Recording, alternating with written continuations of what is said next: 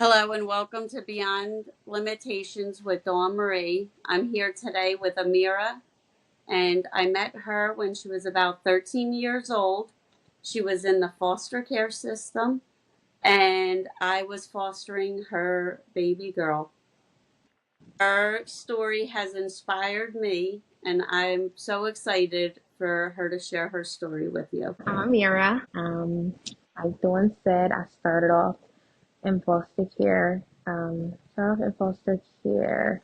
At 13, and I was 6 months pregnant. Yeah, so I guess we'll talk about like the intro into foster care, how it all went. So when I I was 13, and I remember it was like sometime September, toward the end of the summer. I was living at home with my mom. Prior to DHS, prior to the night that we were removed, DHS came into our house because of some things that went on with a family member, not my parents. I want to make sure I clarify that. Um, some things had transpired between me and a family member. DHS came into our house and they pretty much stuck around. And during that time, they noticed that my mother was sick and she was constantly in the hospital. So it was a lot. My mom was laid off at 38 or 37. Can't remember exactly, but she was still very young to be laid off and then going into disability. She was a police officer at the time. So fast forward to September, I was 13. I was 6 months pregnant, and our DHS worker called my mother to tell her that we would be removed from her care. They felt like my mother just was not capable of taking care of us. Unfortunately, because she had to be laid off from work because she was sick, we didn't have a lot of our needs, hot water, and, sometimes food and things of that sort. We were removed from my mother's home, and it was not by choice. So it was definitely very physical the night that they came and removed us. I remember being like thrown down on my stomach. Need I remind you, I'm 6 months pregnant. This is a full grown baby inside of me. And I remember being taken to the hospital just to make sure that the baby was doing well. And we later, I was sent to this group home, I guess you would call it, later that night. It was like very late at night, so I wasn't sure where I was. Yeah, I wasn't really sure where I was. So I couldn't tell my mom anything. I couldn't tell anybody anything. And I just had to I guess, wait around. So once I got there, I realized that I was the only pregnant girl there. I knew I wasn't going to be there long. So within a week, I was moved to another group home, which was like, so there were about a few moms with their babies. I think there were like two or three, but for the most part, it was a maternity group home. So all of the young ladies there, they were about my age up until like 17. There was one girl that was like 19 because she got an extension. Other than that, we were all teenagers and pregnant. So when I was there, I stayed there from 6 months, from the time I was 6 months pregnant until until I gave birth. So in January of 2010. So yeah, it was definitely an experience being there amongst so many other hormonal pregnant girls. It was definitely crazy. It was a lot, but it actually wasn't the worst place I was at. So I can't really say too many bad things about it, but it could have been better. And then I went and had my baby. I had Ameerah. Ameerah is her name. And when I had Ameerah, I had a C-section, so I was there for 3 days in the hospital. During this time, I had it all in my mind that I'm leaving with her me and Amia are leaving together.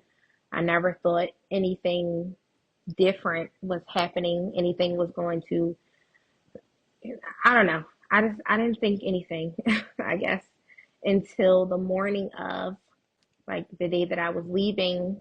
I got a call from my DHS worker, and she told me, like, oh, I have some good news and some bad news.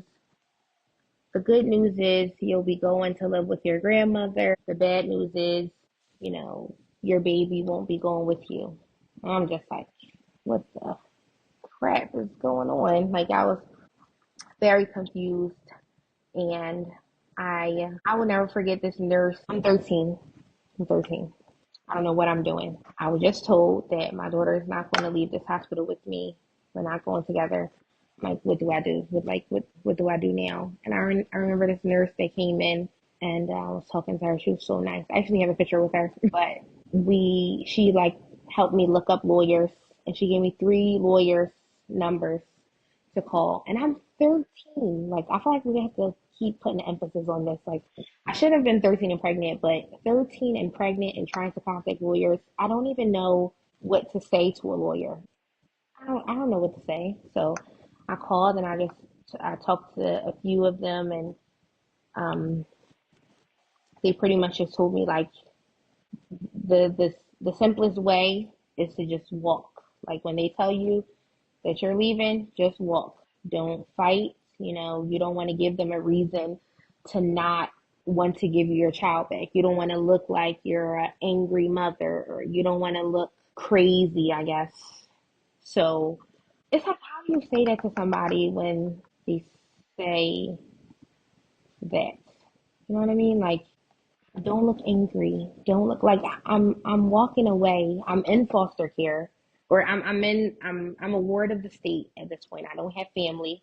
The only family I have is this baby I just gave birth to, and now you're taking this. Like, what do I have? How can I not be angry?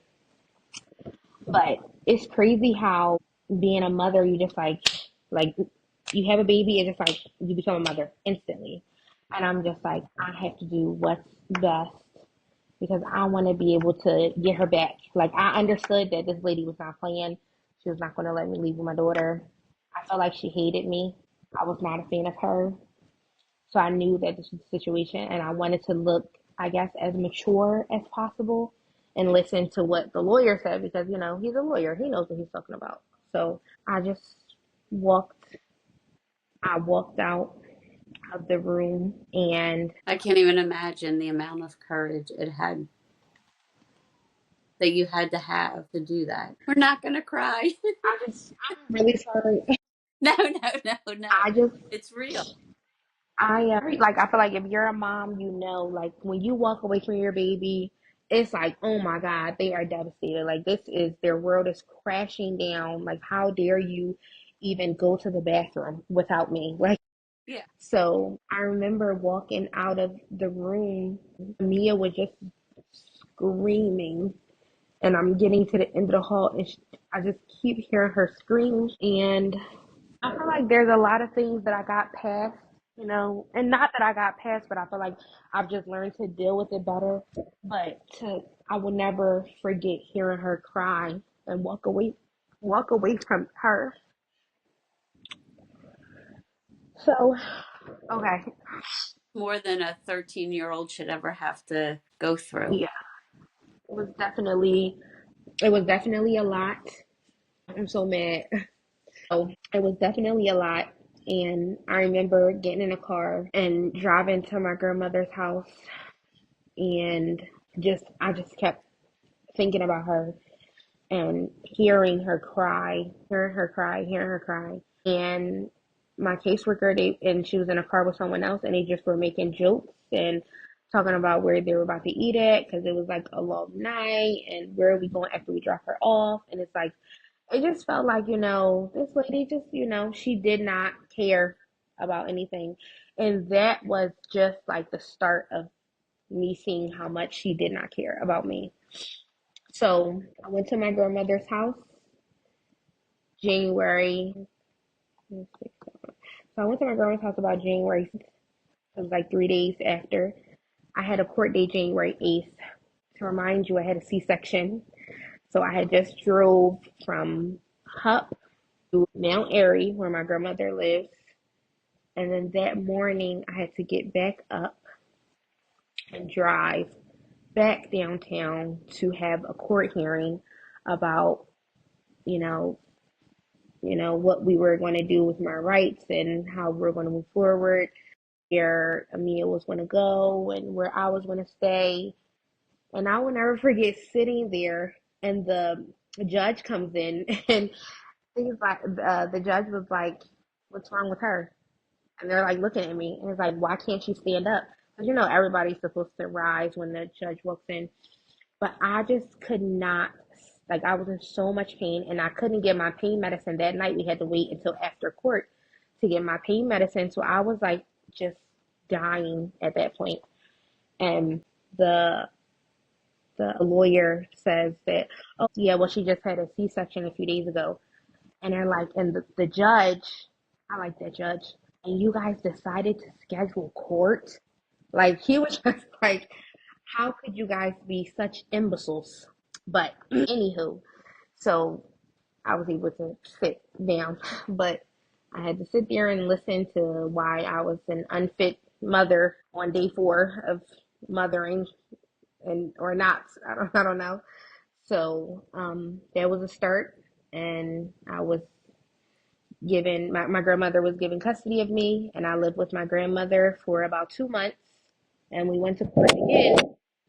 And when we went to court, they felt like my grandmother just let me like do whatever I want. I'm not sure how. My grandmother is a grandmother. She's, in the house before the lights come on. No cell phone. When I say I had to turn my cell phone off and leave it in the hallway on the charger so that I'm not on my phone all night. What else? She was a grandmother. Like, she was a grandmother. Of course she's going to let me do some things, but other than that, she was very stern with me. But they removed me from my grandmother's house, and that was the start of foster care, where I entered my first foster home later that day. And I was told that this was going to be a mother baby foster home. And I remember me and Ameerah left. We were like leaving out of the courtroom together, and we got in the car together, and I still have the picture of her. I want to grab when I had time. You actually, I have this book that someone gave me that I still keep on my bookshelf. And there's a picture of her in the car seat the day that we left court together. And I assumed that we were going to a mother baby home together. And they said that, yeah, she'll come to you later, whatever, you'll go there tonight and then we'll figure this all out. And that was one of many, many lies. So I went to my first foster home, and it was a lady there, and I came in and I'm just like, my name's Ameerah, hi, whatever. I sit down at the dining room table and she's in the kitchen and she doesn't really say anything to me. And then she's like, your baby's going to be coming here. Don't worry, don't be sad, whatever, whatever. And she went upstairs. Everybody went upstairs. And I'm still just sitting here.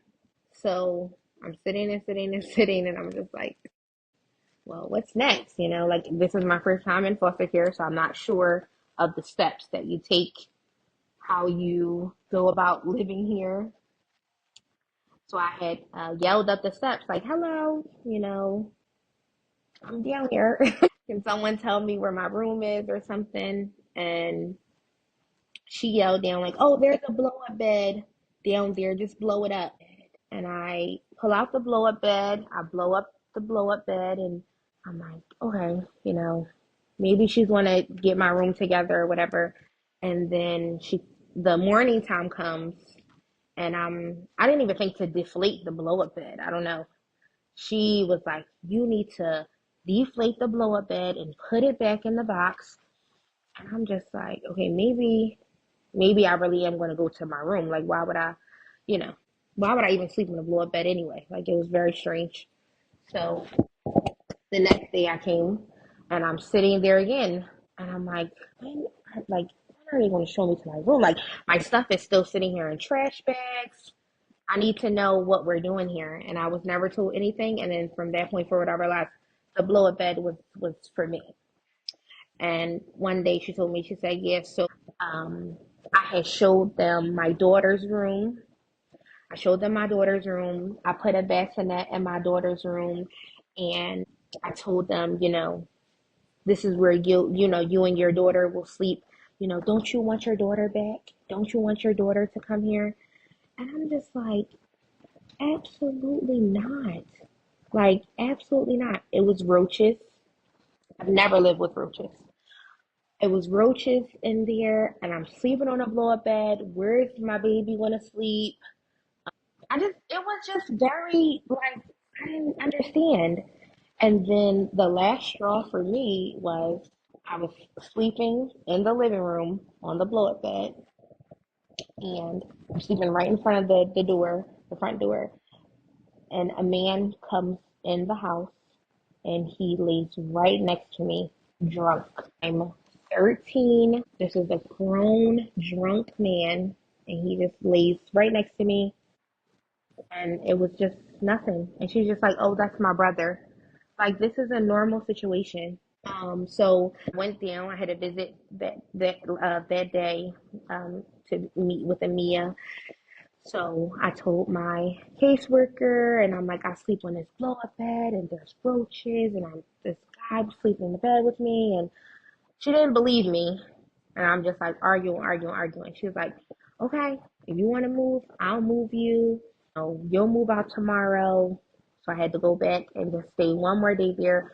And I remember, I'm like, you have to, like, I'm going to be home from school on time. Like, you have to pick me up, excuse me, before she gets here. Cause I'm like, I don't know what this lady would do to me. Like, I was just so scared. I'm like, you have to pick me up. You have to pick me up. So she gets there before my foster mom gets there. And I'm like hanging the blow up bed outside. Like, you see the blow up bed? Like, I wasn't lying to you. And I just grab all of my trash bags and I'm just running out the house, like making a dash for it. Like, and then I moved to another foster home, which I had a room this time. But when they say the grass isn't green, like the grass isn't always greener, the grass just got more and more dry and brittle and crumbly. And just, I moved to this next foster home and I'm there for a couple months. And when I'm there off the bat, day one, it's no way that these people come into these houses, clear these houses, and say that this is humane enough to bring a child that already has trauma, that's already been let down, that already comes from what kind of environment they come from, and then they're put into these homes, and this is what's best for them. It's no way. Immediately, I walked into the kitchen. She walks me into the kitchen. I put my bags down. She walks me into the kitchen. She says, "This is the food. Help yourself." She seemed like a nice lady. So she opens the refrigerator. Roaches running in the refrigerator. Open the refrigerator. Help yourself. It's like, does she not see the roaches? Like, is it just me? Am I just seeing a bunch or no?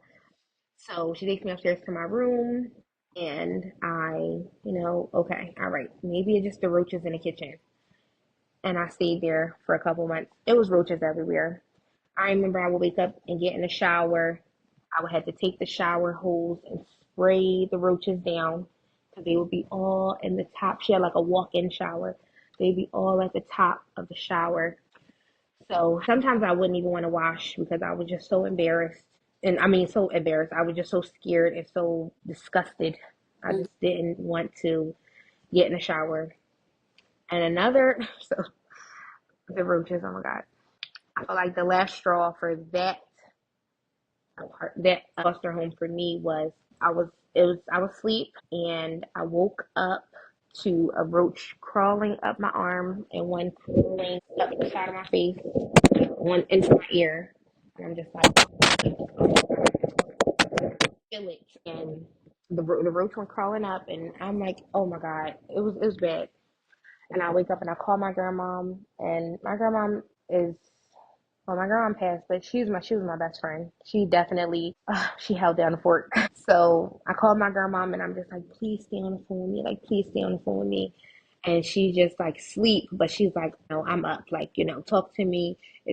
She just was so encouraging. She was the best. I got up and I left for school that day. I forgot about the part when I was in school and a roach crawled out of my bag My in the goodness. classroom. That couldn't be more embarrassing.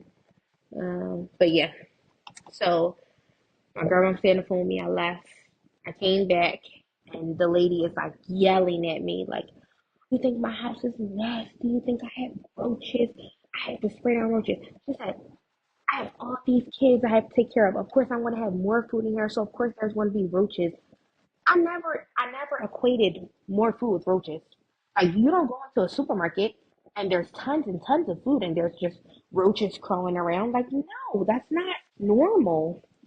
So she yelled at me and she was like, I'm so happy you're getting out anyway. You've been nothing but a bother. She just was like really like very mean. And I'm just like, oh wow, okay. Because you have roaches, you're mad at me. So I packed up all my things, on to my next foster home. And this was the third foster home. And it actually got a little bit better at this one. There was no roaches. I had my own room. It was in a very nice area, beautiful house in Sharon Hill. And it was great. It couldn't be a better situation. Couldn't be. But the lady, she was an older lady, and she was very, very bitter. She was very bitter. She would always call me fat. I remember I was on the phone with my sister, and I'm like, Ali, you have to listen to this lady. Like, she's crazy. Like, she literally would just walk past me and be like, you are just so fat. Like, why don't you lose weight, or why don't you work out, or why don't you stop eating? And I'm like, I'm literally eating the meals that you prepare for me. Like, you don't give me money to go out and buy snacks or whatever the case may be. Like, I'm literally eating whatever you prepare for me. And she just really was always down talking to me. But I was on the phone with my sister one time and she was like, you fat AB. And I'm just like, I'm a child. Like, I'm a child. I don't know. She was crazy. And I stayed there for a few months. And I remember when I was leaving there, I did not want to leave there. I was like totally fine with being called fat. At least I didn't live with roaches. At least I had my own room. I could walk out and walk around the block if I wanted to. Like, despite her anger and her, being so rude to me, I was like, listen, I've been hit with way more. I'm totally cool with it. So one morning, she used to make this fruit cake because she wanted to make sure that I always passed my bowels. She had this obsession with me going to the bathroom. So she would make this fruit cake, and I would have fruit cake, a granola bar, and a cup of juice for breakfast. I came down.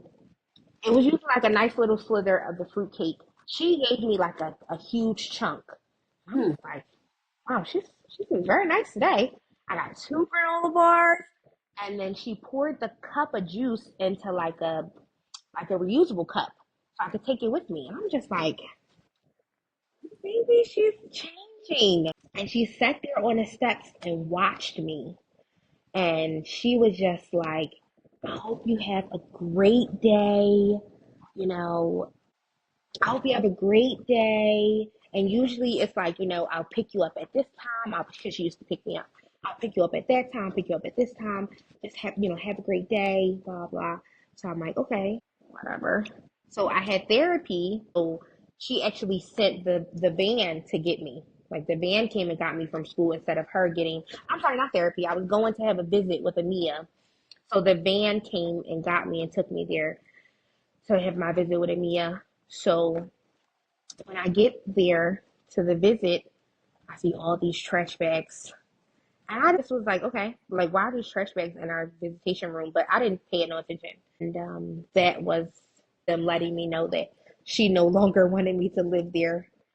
and she kicked me out. She didn't even say bye. She didn't explain why she wanted me out, but she kicked me out.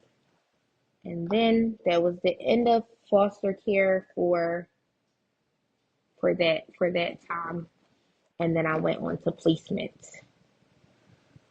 Do you have any questions about that? I feel like that was like so much. Was there anybody at your delivery with you from your family or at the hospital with you during that time? My mom and my grandmother were there, like they were allowed to be in the room.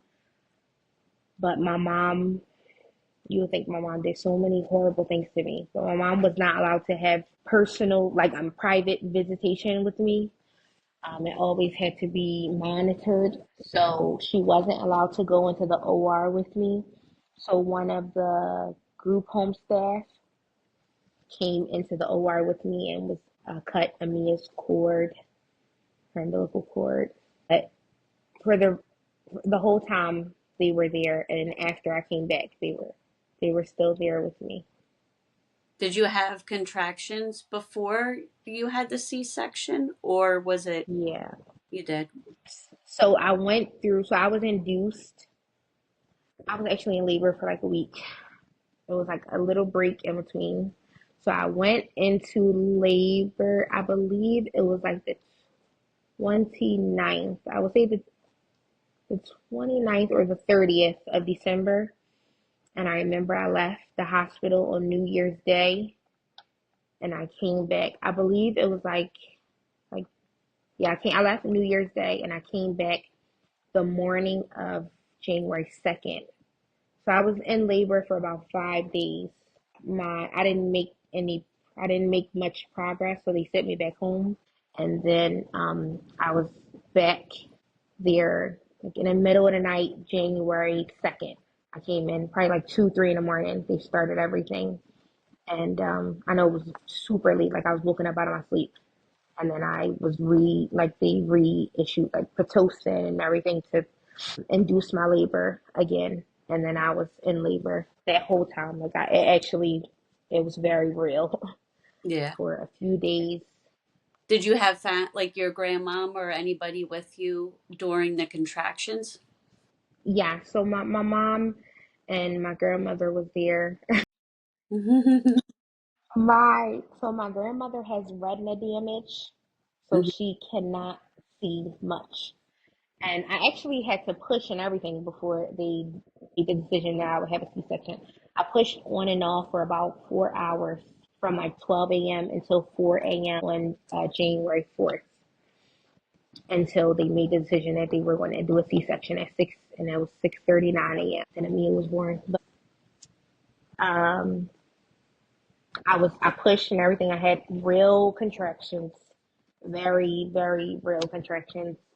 And my mom was there holding my hand, and my grandmom's here with the camera, the Kodak cameras. That's how long ago this was. And she had the camera, so like she had the camera the opposite way, and she didn't blink the flash in her eye because I'm telling you she can't see, so she doesn't know what she's doing. And why would you put her on the camera? But my mom wanted to be a part of the pictures. It's just hilarious. But yeah, my grandmom couldn't see. She didn't know what she was taking pictures of, and it was crazy.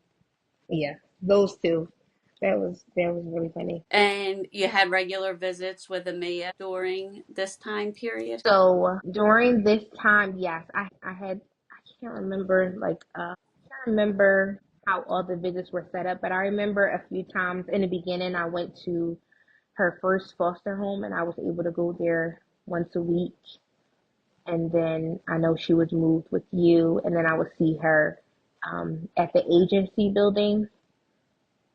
So yeah, we had pretty regular visits during that time. And did you have visits with your siblings? No. So I didn't see my sister for such a long time. I didn't see my sister for like almost a year. I didn't see her. So she was sent to a placement. She was in a hospital and then she was sent to a placement and we didn't see each other that whole time until I was sent there. And that was what happened that day. And my last day at that last foster home, I was sent to a placement and it was with my sister and I was so happy. although we didn't even live in the same facility, but I didn't see her. I didn't see my brother. I remember when I first got the phone number for my brother's foster home, and I was like so excited to talk to my little brother. And I'm like, I get on the phone, I'm like, hello, and someone answers the phone. This guy answers the phone, and I'm like, hi, may I speak to Habib? And he's like, this is Habib. And I'm like, wait, what is this voice? Who is this man? I'm like, I'm so confused. I'm like, his voice got so deep, like overnight. I'm like, oh my God. It made me like so emotional, think like, oh my God, he's like really growing up. It's crazy. But yeah, it was a little while that we didn't see each other. But yeah, didn't really see much of them. Okay. And then what happened next? So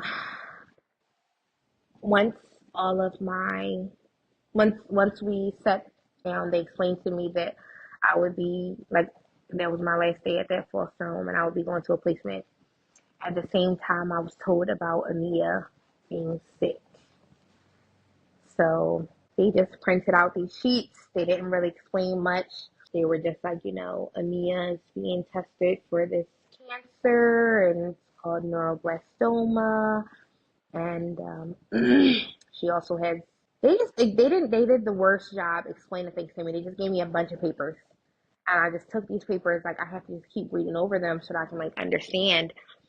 And then in the same breath, they handed me a pamphlet of my new beautiful placement 8 hours away. Like, tell me my daughter could possibly have cancer, and you're also being whisked away as far as you could be from her. And I'm just like, in the same sitting, like this is happening. So I have so many other placements I could have went to, so many other foster homes, so many other anything I could have went to, but I was sent, I feel like, as far as they could send me. So in one sense, I was extremely heartbroken to have to leave Ameerah, sick. Like, I don't know what's going on. Nobody's explaining anything to me. It's not like I can go to her doctor's appointments and, keep up, follow up. I just, it was, it was very crazy to me. And then I also felt guilty that I was happy that I was going to be with my sister. Like, I had no family. I had nobody. I was able to see Ameerah once a week, but other than that, I had nobody. So I was finally able to live near my sister. Like, this is my big sister. Me and Alia, before that, we lived in the same bed together. Like, we didn't even just share a room, but we slept in the same bed. Like, we were two peas in a pod. We're 18 months apart, so we're very close. I just was like so excited to be with my sister, but yeah. So I was sent away to placement in Erie, PA. It's in Meadville, PA, but it's like 45 minutes from Erie, PA. I know more people would know Erie, PA. So I stayed there for a long time. I think I stayed there for like 8 or 9 months until I was let out for good behavior. But during that time, I would fly back and forth to Ameerah's doctor's appointment. I would fly back and forth to Ameerah's doctor's appointments and her hospital visits and things of that sort. And it would literally just be strictly to sign paperwork. Like, I wouldn't be able to, like, it was a few times where it's like, okay, I was able to sit, in the appointment or something like that. But it's like a 20-30 minute appointment, and I drove like, 8 hours, or I flew an hour and a half after we drove 2 hours to, Pittsburgh airport or whatever the case may be. It's like I've done all this traveling to see her for all of 20 minutes. And when I say it would just be so, I would be so grateful for those few minutes of seeing her. But it's definitely hard to see her in that state, and it's nothing I can do, and I can't even be there. And you So, probably were only about 14 at that time? yeah, I was like, yep, I was like 14. Um, I still didn't have like my mom could talk to her, but if I had to talk to her, I'd be on speaker. Like, I couldn't really, talk about what's going on, and I didn't really have anybody. And I'm just being whisked away wherever they want to send me. That's where I go. So, like I said, I would travel back and forth. And then finally, toward the end of my stay, I was told that I would be going to another mother baby foster home. And I'm just like, at this point, they have to be, they have to be taking me to a home. Like they have to be finally reuniting us.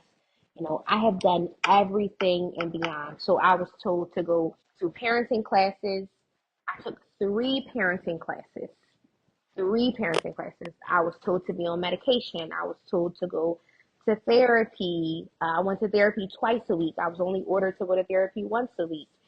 Um, I did everything. Like, I'm like, y'all want to put me on this medication? Listen, do what you got to do. Like I didn't question anything. It was just like whatever I was told to do, I did it. And then I feel like I would try to go above and beyond and do more.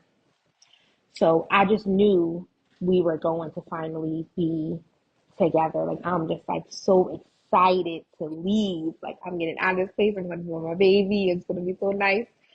And me and the social worker at the placement, we drive down to Philly. Of course, take the long drive down to Philly. And I was supposed to interview with two foster homes that day. But one, I can't remember what happened with one of them. So I only was able to see one. And she lived in this beautiful home. And it's like, oh my God, the beautiful homes. Been there, done that. I wasn't really impressed. And then her name was Dawn. And like I said, I have to share her name because we're gonna get into Dawn. And I'm like, this lady's on crack.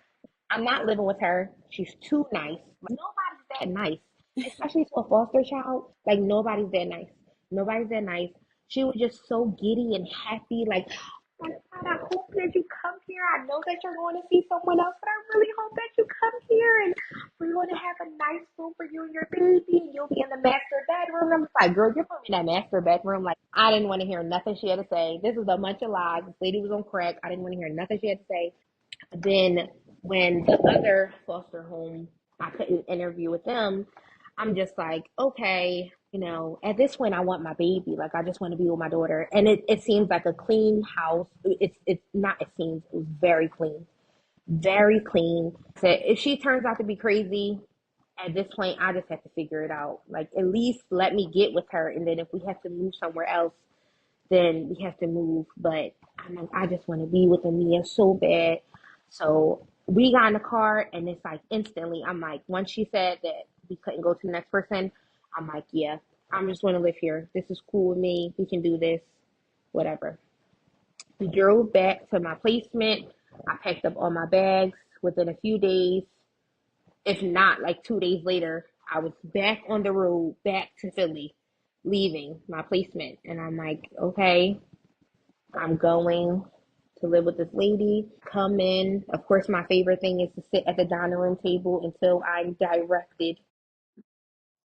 She went upstairs to her room, and I'm like, yeah, she's already, like the other ones.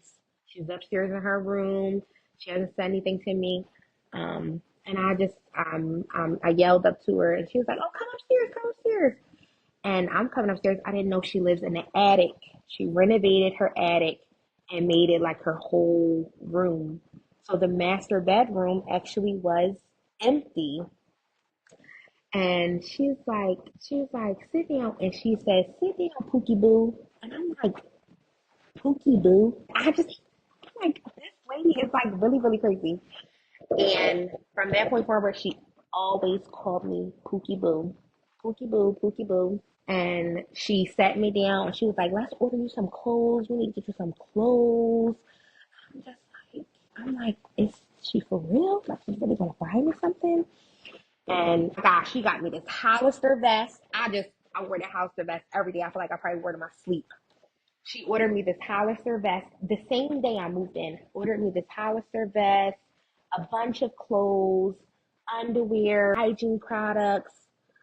She just was like head over heels immediately.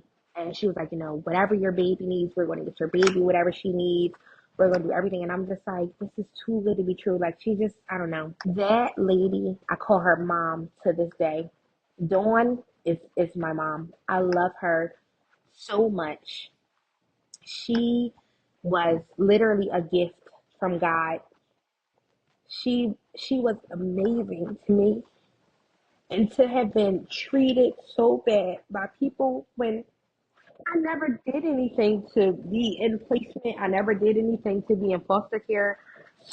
I wasn't a bad child. I didn't disrespect people. I don't know. I feel like I came into every home the same, very reserved. I don't know where I'm at. I don't know these people. I don't want to disrespect anybody. But it was like, I just felt like immediately I was her daughter.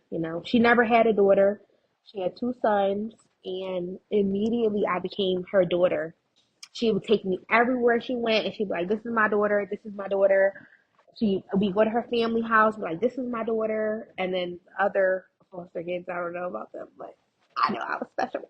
And she treated me like no one else has, and to be treated so bad for so long, to just be a number to somebody, to just be a paycheck to somebody, for somebody to actually treat you the way you should be treated felt uncomfortable. It felt very strange. And I feel like that's why I was very scared to live with her, because I couldn't believe that somebody could be nice to me. It's just crazy to feel that you're undeserving of love and affection and care and simple stuff. Like, I was so happy for hygiene products when it's like, that's a necessity. Like, this is something that you need. It's not just I deserve to wash my body. You need to wash up. You need to brush your teeth.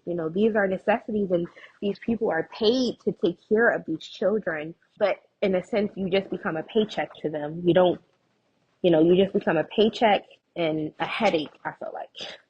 So for Dawn to just take me in the way she did, I couldn't be more grateful. And of course, I was let down, not by her, but Ameerah never came there. And I was told on and on and on and on and on that Ameerah would be coming there. We would be moving in together. She would be coming there, and she never came. And I stayed with Dawn for a couple months, and I didn't want to leave. I did not want to leave. At this point, I was like, adopt me, because I was so scared to move to another place. And I'm like, I can't imagine anything better than this. And I felt like that was my mom. Like, of course, I still have my mom, and I love my mom so much. But Dawn was everything in that time for me. I think the Dawns are really cool.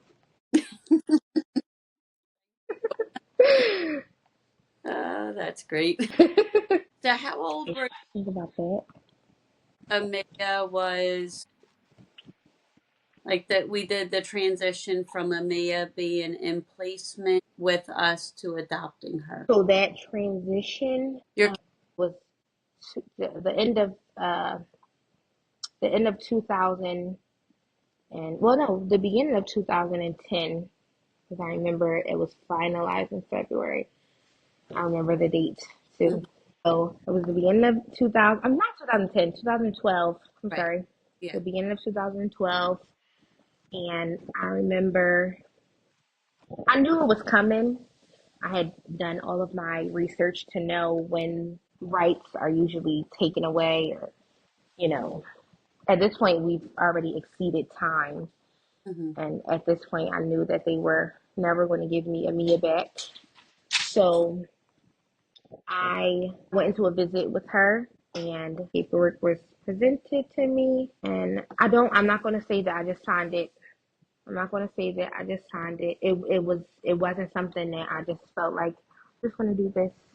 No, it definitely. I want to say it was like 2 hours. We were sitting there. Hmm. Yeah, it was definitely. For one, I didn't know what was happening. It was like sprung on me. I didn't know that this was happening. I'm not sure if you knew, but I was never told that this was happening.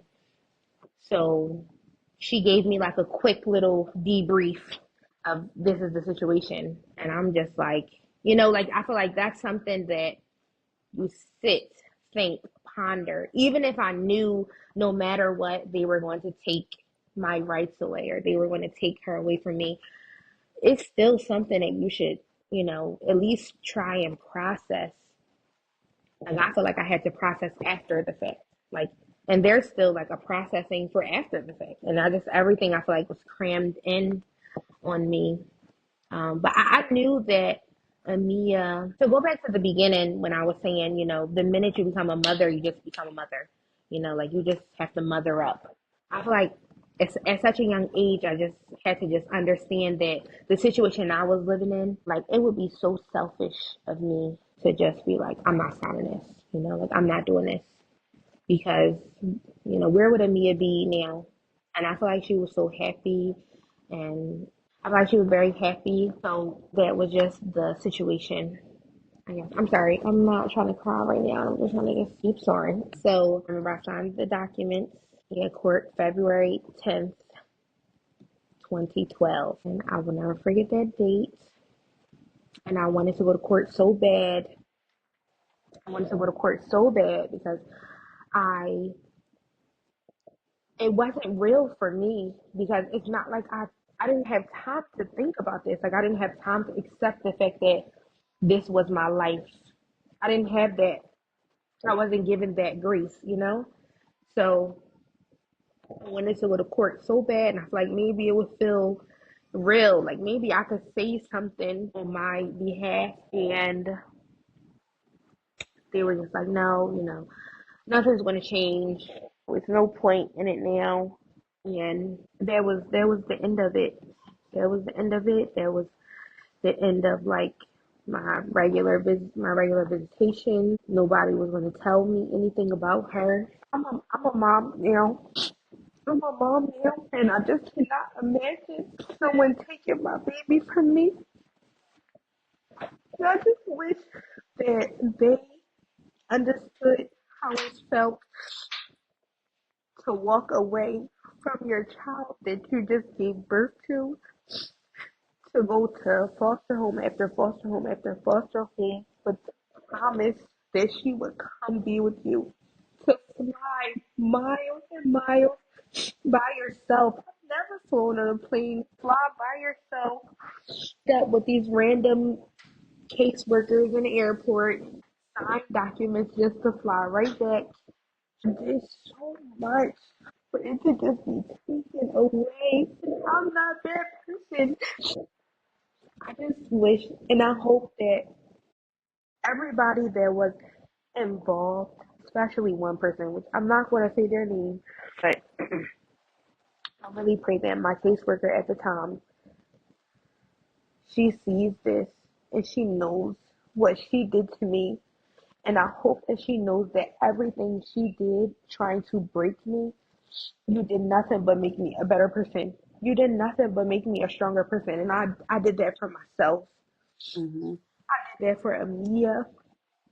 I I wanted I made it my duty that years from now or years from that time, if Ameerah came across me, Ameerah ran into me, Ameerah, wanted to connect with me. And I'm happy that we have what we have now. But I didn't want her to see me and see a bum, see someone that, totally gave up on life, see someone that had the opportunity to do something and did nothing.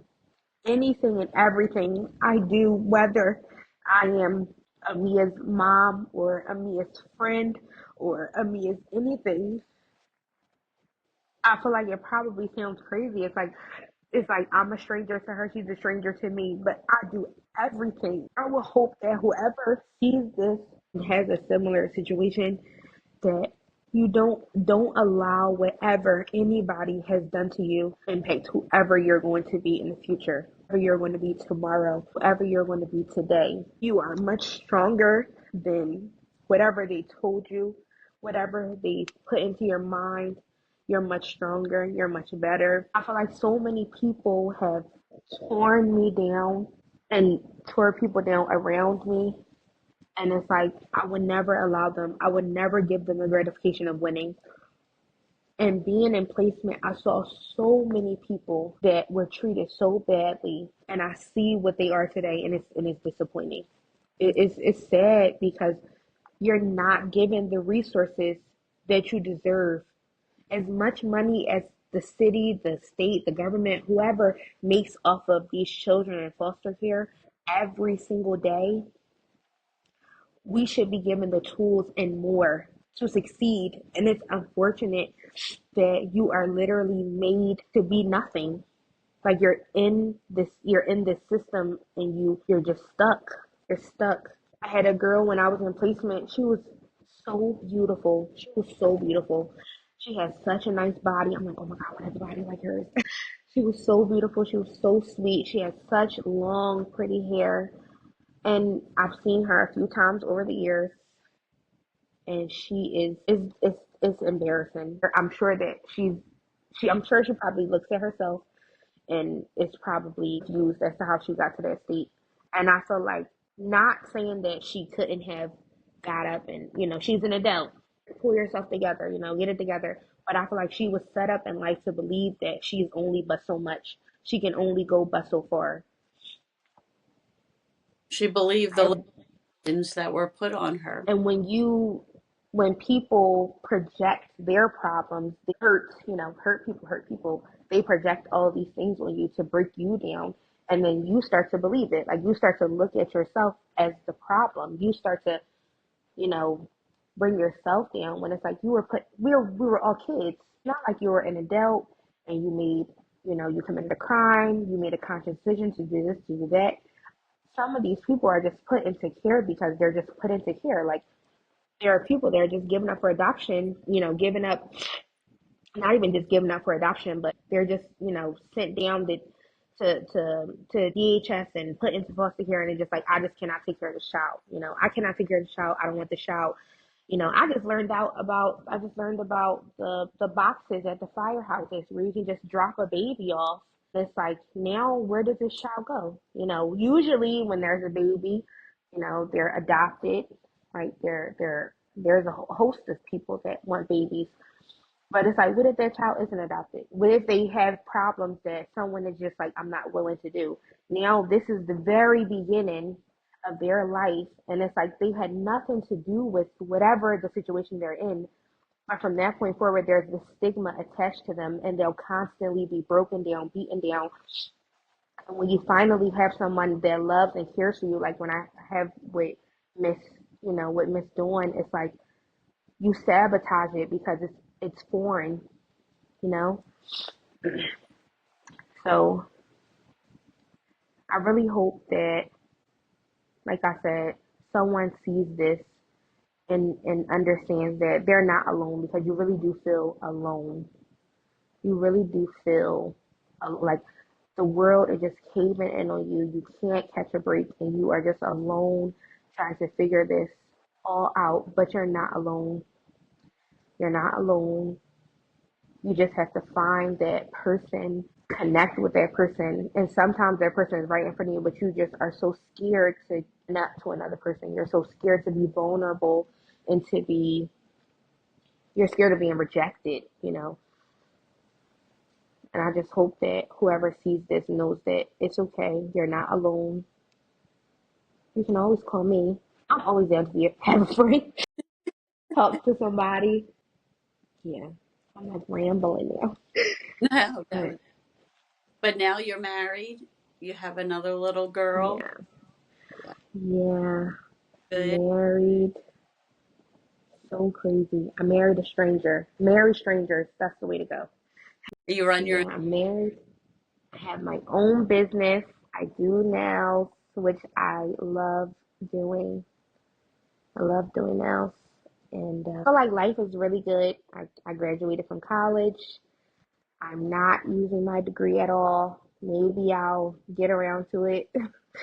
But for now, I love doing nails. I've definitely accomplished a lot. I feel like I am proud of the things that I've accomplished. I feel like I could have done so much more. But from where I'm coming from and seeing other people that came from the same place that I've been in, if not worse, I definitely feel very proud of accomplishments.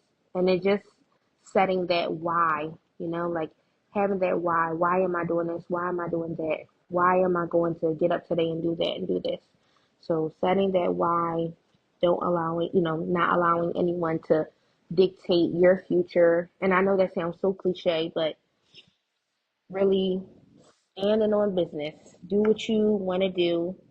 Do what you feel like is going to make you happy. I could be making way more money. I'm sure I could be if I would have used my degree and found me a good job. I could probably be making so much more money. But I do what makes me happy and what makes me, complete. And you look happy. You look very happy. Happy. I'm very happy. I'm very happy. I feel like I have a best friend and a husband. I have Sarah, and I love Sarah so much. Yeah.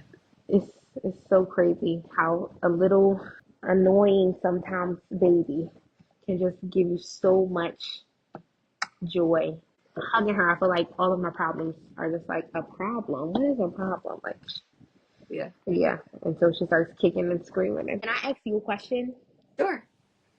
What made you want to join, become a foster parent? Well, my parents, my biological parents, were teenagers and Hmm. they had me, and they didn't have a lot of support.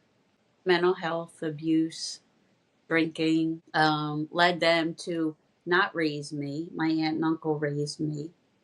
And then when I got older, I wanted to give back and do the same for somebody else.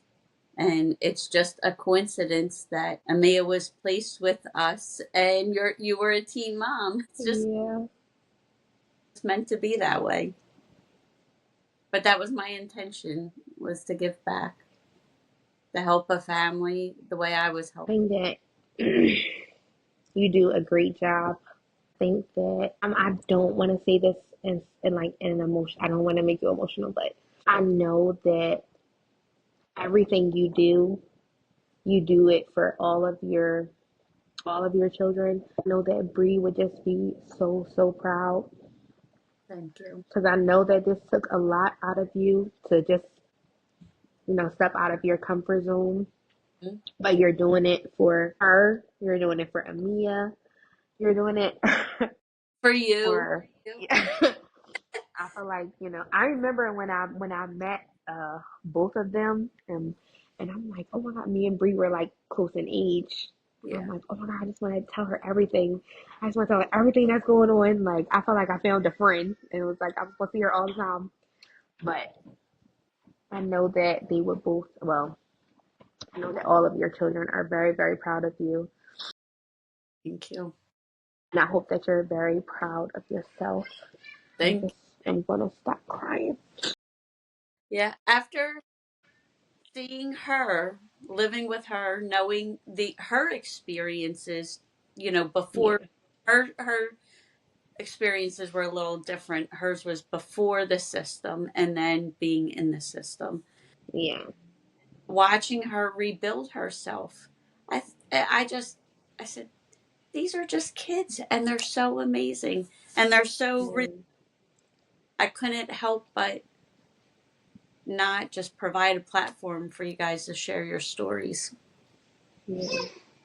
I think that this is really awesome. I think coming up with this idea, there's not a lot of people. There's great podcasts out here, but I don't feel like there's podcasts, or I don't think that there's many outlets geared toward comforting, foster children or previous foster children, Mm. because there's definitely still that trauma that you face all the time.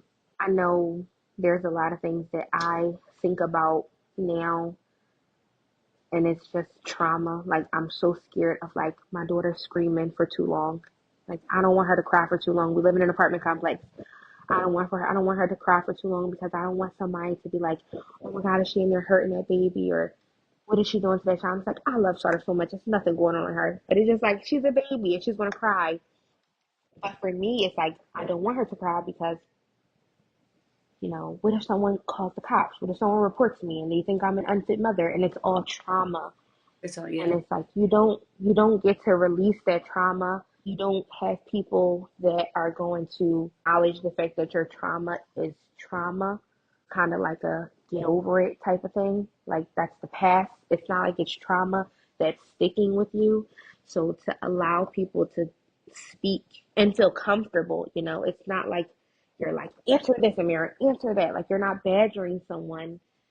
I think that this is a great, safe platform, and I really hope that it takes off. I hope that I can be, just a little foundation for you to like skyrocket. I Yes. think that this is awesome. Thank you.